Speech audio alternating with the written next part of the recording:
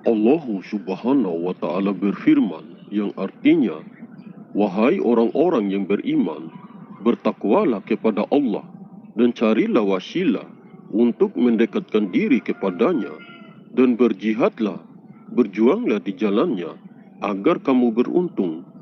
Quran Surat Al-Ma'idah ayat 35.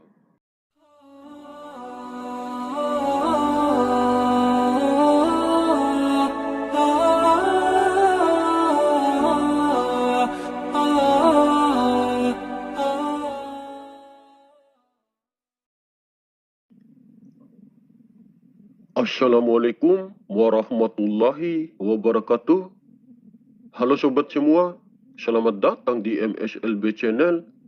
Salam damai, salam sejahtera.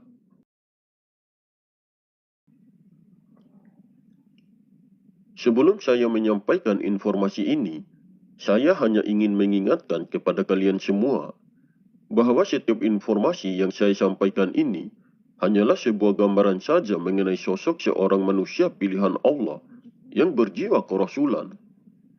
Dan setiap informasi yang saya sampaikan bukanlah suatu kebenaran yang mutlak, karena kebenaran yang mutlak hanyalah milik Allah Subhanahu wa Ta'ala. Di sini saya menyampaikan informasi ini apa adanya, sesuai dengan pengetahuan yang saya ketahui secara pribadi. Saya menyampaikan informasi ini tentang seorang manusia yang di dalam dirinya mewarisi arwahul muqaddasah Rasulullah Muhammad SAW. Di dalam diri seseorang itu terdapat dua roh, yaitu roh sebagai khalifah dan roh sebagai manusia biasa. Sang khalifah ataupun Imam Mahdi adalah sosok seorang manusia pilihan Allah yang sudah mencapai kesempurnaan hati dan jiwanya.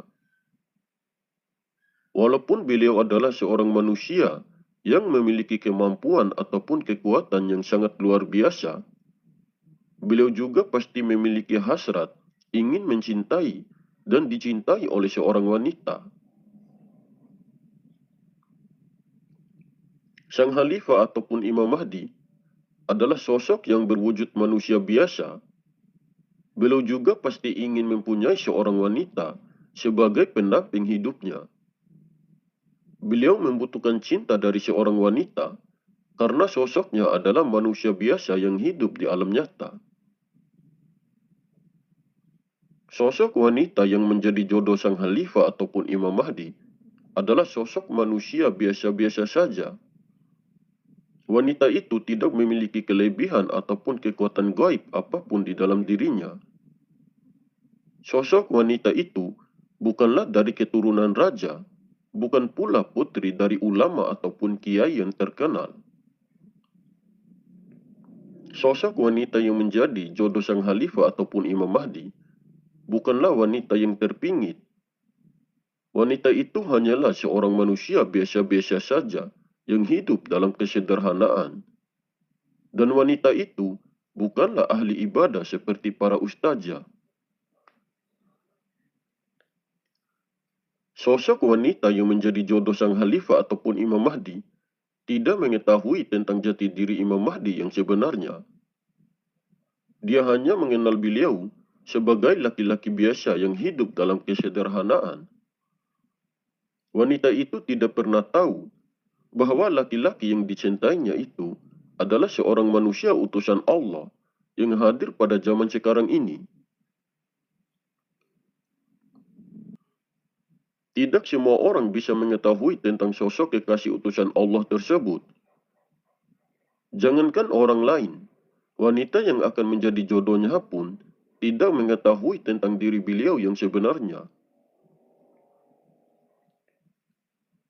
Walaupun beliau menyukai seorang wanita, beliau tidak akan pernah memperlihatkan kelebihan ataupun kemampuannya itu untuk mengambil perhatian wanita itu. Beliau lebih baik berpenampilan sederhana apa adanya saja, daripada harus menunjukkan tentang jati dirinya yang sebenarnya. Sang khalifah ataupun Imam Mahdi lebih suka wanita yang menerima apa adanya daripada wanita yang menerimanya karena sesuatu hal yang lain. Beliau adalah sosok manusia yang rendah hati.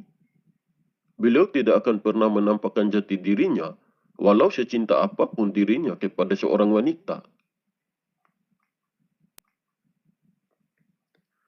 Kebenaran yang sebenarnya, bahwa saat sekarang ini, Sang Khalifah ataupun Imam Mahdi sudah memiliki seorang istri dan mempunyai anak. Seorang wanita yang menjadi istrinya beliau bukanlah seorang putri ataupun ratu, dan bukan pula seorang wanita yang terpingit. Wanita itu hanyalah manusia biasa-biasa saja, yang pastinya bekerja dan beraktivitas layaknya seperti wanita pada umumnya. Karena wanita itu hanyalah sosok manusia biasa-biasa saja, yang tidak luput dari salah dan dosa. Beliau juga kadang menerima perlakuan kasar dari istrinya. Walaupun beliau sering menerima perlakuan yang kurang baik dari istrinya, beliau tetap selalu sabar, dan bahkan beliau tidak pernah memarahi istrinya. Sang Khalifah ataupun Imam Mahdi adalah sosok manusia pilihan Allah yang sangat besar kesabarannya. Beliau adalah sosok manusia yang berakhlak mulia dan terpuji. Beliau adalah sosok yang penuh kasih dan sayang di dalam dirinya. Jangankan keluarganya, orang lain pun tetap akan beliau perlakukan dengan baik dan sopan. Jangankan untuk mencelakai, memarahi atau membentak keluarganya saja, beliau jarang melakukan hal semacam itu. Jika dibentak dan dimarahi oleh istrinya, beliau tidak pernah membalasnya. Beliau hanya akan diam saja dan tidak akan ngomong apa-apa lagi. Dengan perlakuan kasar dari keluarganya ataupun dari orang lain, sebenarnya beliau sedang dituntun oleh Allah Subhanahu wa Ta'ala agar dapat menaklukkan hawa nafsunya. Dengan ujian seperti itulah, beliau bisa mengendalikan keegoan di dalam dirinya. Seandainya saja wanita yang menjadi pendampingnya tahu tentang siapa jati dirinya yang sebenarnya, pasti dia tidak akan berani membentak ataupun memarahinya. Pasti wanita itu akan sangat menghormati dan menghargainya. Sampai sekarang ini, beliau masih hidup bersama dengan istrinya. Beliau sangat menyayangi keluarganya. Waktu dulu istrinya tidak pernah tahu bahwa laki-laki yang menjadi pendamping hidupnya adalah seorang manusia utusan Allah pada zaman sekarang ini.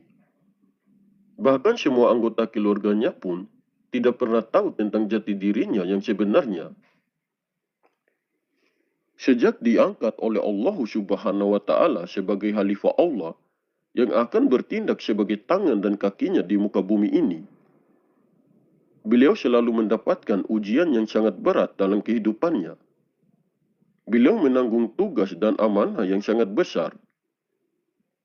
Melalui bimbingan langsung dari Allah Subhanahu wa Ta'ala, beliau bisa menjalankan tugas dan amanahnya dengan baik. Sang Khalifah ataupun Imam Mahdi sebenarnya sudah sangat muak melihat tingkah laku manusia yang semakin merajalela berbuat kerusakan dan berbuat zalim di muka bumi ini. Saya seringkali mengatakan kepada sobat semua, kalian boleh percaya atau tidak dengan informasi yang saya sampaikan ini. Terserah kalian saja. Yang penting saya sudah berusaha berbagi informasi ini. Kalian ambil saja poin positifnya dan kembalikan saja pada keyakinan kita masing-masing. Oke sobat, mungkin ini saja yang bisa saya sampaikan. Lebih dan kurangnya saya mohon maaf. Semoga informasi ini bermanfaat. Terima kasih. Wallahu a'lam bishawab.